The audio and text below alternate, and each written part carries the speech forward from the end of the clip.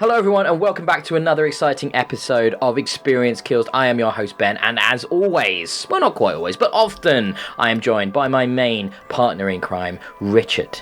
60% of the time I'm here, 100% of the time. That sounds, well, considering the battle we've been through this evening just to get this working, I'm thinking of lowering that down to 30%. So yeah, it's been an ordeal to bring you our exciting coverage. I already mentioned that it was exciting, but I'm going to mention it again of the new game from One More Level and Techland Publishing, and that is God's Trigger. Pew, pew, pew, pew, pew. Do you like my sound effects? Oh, I like yours. They were very good. They were very good sound effects. Yeah, and God's Trigger is a isometric. No, it's not. It's not isometric, is it? It's top down.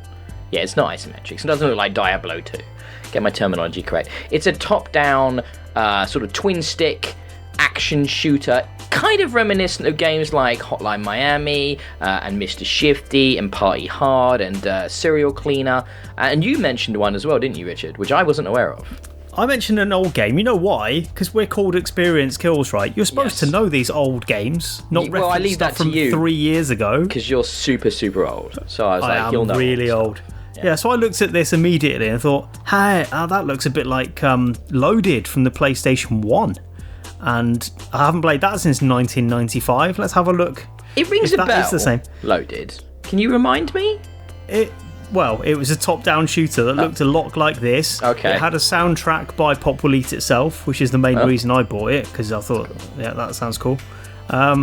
It wasn't that great. It was kind of a clunky but fun escape from the early days of PlayStation 1 when you didn't have to do very much to prove yourself because it was 3D and it looked cool. But it just reminded me of that. I obviously didn't play like a twin stick shooter because that wasn't a thing back then. So aiming must have been a thing. Yeah, God, that's a good point. Yeah, because this would have been before twin sticks. So how would that have worked? Yeah, maybe that's why it was clunky.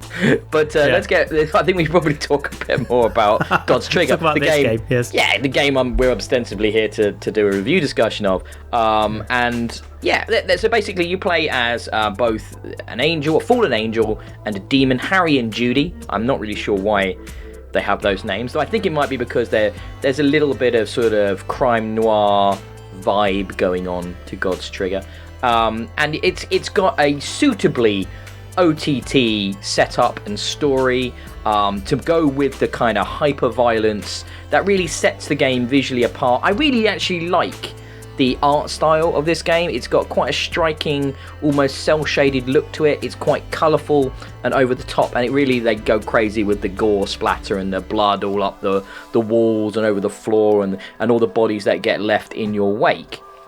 But I think it's important to stress, because it's not always clear, I think, in the trailers of this game and in the way this game is talked about, but it is a one-hit kill game. And by that I mean, even though you're an angel and a demon, you will get dropped by the enemies in this game, which are just dudes with guns and knives and stuff, with just one hit. And to be honest, I found that a little bit disappointing, because what this game looked like to me at the outset was this action-heavy, run and gun, just like gore-a-thon, and I was really up for that sort of experience. And now it's always you should always be careful as a critic. I say that with the rabbit ears. Then when you're like reviewing a game, you shouldn't review it from the standpoint of what you want it to be, but from what it is. Which is obviously a problem that a lot of people had recently with games such as Anthem. But this game, I think, was a little bit threw me off. Yeah, I think that's the best way of putting it, with its actual action style, because the game is meant to be played in couch co-op, but it isn't, however, that kind of game that my wife, for example, is going to really want to pick up and play, because boy oh boy would she bounce off something with a one-hit kill super, super quick. And sadly, I only had one copy of the game. So, Richard, for example, you weren't able to experience it with me. Yeah, that is a shame, because it's the sort of game that I would like to give a go. I'm not sure it's entirely up my street with what you were talking about, it being one-hit kills. That does worry me a bit, but maybe it would be easier in co-op. So is there like can you support each other and like bring each other back if it's one hit kills? So make it easier.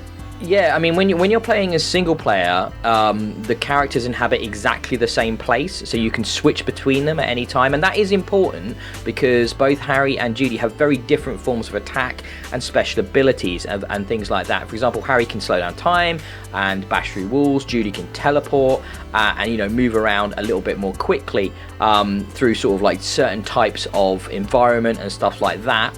And I think, as an acknowledgement of the difficulty, once you make a special power get filled up, the more kills you get, you can do things where you can see enemies obviously in rooms that you have yet to go in, and you can scroll the screen up and sort of tag enemies so that when you say break into a room and immediately start firing one of the ranged weapons you may have picked up from a fallen enemy earlier on, they will instant kill and lock on to the enemies that you tag in the order you've tagged them. So you can kind of clear a room a bit more quickly with that. Though I didn't find that the most fun thing to do, because it made you slow down and stop and plan, and that wasn't really how I wanted to play the game. Do you see what I mean?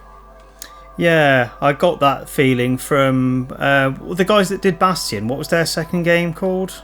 Transistor. That had the same sort of vibe, didn't it? Where you could sort of plan out things and get your attacks lined up. It just wasn't as much fun as going in and hitting things. So yeah, especially if this sort of game looks like it's about frenetic action, so that sounds like it buffers against the genre in a way. Yeah, it just didn't feel at home. And I mean, this game has got a lot going for it. So beyond just the nice visual styles, the fact that it's very polished, the music's good, the voice acting is suitably hammy. It also has an upgrade system, so that between missions you can get upgrade points and level up both your characters depending on their performance within the mission. And then there's also perks. And on top of the story, there's an arcade mode, which means you can go into these various different locations from throughout the story with semi-randomized enemy placements and things like that, so that they're always different, and all your performance in that as well will also increase your leveling for your characters, so you can actually level them up outside of the story. And that's cool that there's some progression mechanics in there which you wouldn't necessarily see in a Hotline Miami or a Mr. Shifty or something like that. But it's, and you can level things up, such as the range attack of your sword, how far it can reach, how effective your special abilities will be, how much durability you can take and stuff like that. But even then, it feels like there's a few different games sort of vying for the same place here, as it were, the same experience. Feels like it wants to be this action-heavy, combat-focused game, but then it slows you down and makes you think about planning stuff, and it feels a little bit at odds with maybe what. It's odd. It's the old adage that less is more, isn't it? I mean, if it's trying to muscle into the space of games like Mr. Shifty or Hotline Miami, the strength of those titles is their simplicity and the fact that you don't need leveling or building systems throughout the experience. What you get at the beginning is what you need, and it's just a case of mastering that skill set and seeing how the different levels test that basic setup. That's what made Mr. Shifty really special to me. I don't think it would have benefited from leveling or added powers throughout, so I wonder if that is a benefit here, or maybe it detracts from the experience.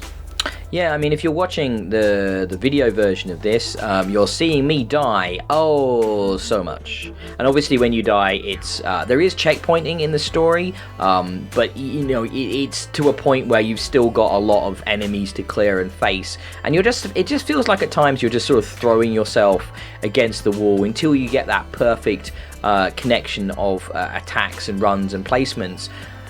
It could quite well be that my problem is I don't want to play this at the pace that the developer kind of is inferring, that I should be taking my time more, that I should maybe be using my special abilities to slow down time more and plan my way through it. But I just don't find that way of playing a game like this that engaging. I want to get in there and I want to get aggressive and sort of really sort of bring that violence in a kinetic way, because that's what everything about this game screams to me, especially all the gore and the blood up the walls and this kind of idea that I'm either an angel or a demon. Everything about that doesn't make me feel like I should be fragile. It makes me feel like I should be a badass. So how much of a ball ache is it to get back into the action once you die? Oh, it's instant. Okay, so maybe not so bad then. There are really good examples of games where one-hit death is actually not a detractor to the experience, but actually adds to it. It just makes you...